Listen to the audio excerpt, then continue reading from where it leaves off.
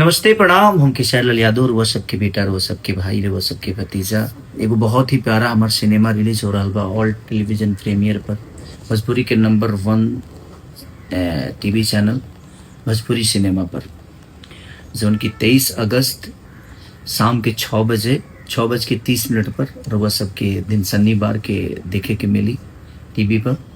और 24 अगस्त सुबह 10 बजे यानी संडे के ये वर्ल्ड टेलीविज़न प्रीमियर में रवा सबके मैंने बहुत ही खूबसूरत जना फिल्म का नाम है रिश्ते, और हमारे डायरेक्टर हिमांशु सर जो कि बहुत ही प्यारे काम किए हैं उन्होंने, और हम लोगों ने कोशिश की एक बेहतर सिनेमा बनाने की।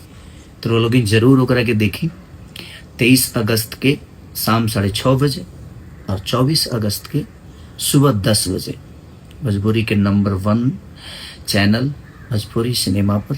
तो वो सबके देखे के मिली। लव यू, अपन प्यार और आशीर्वाद दी।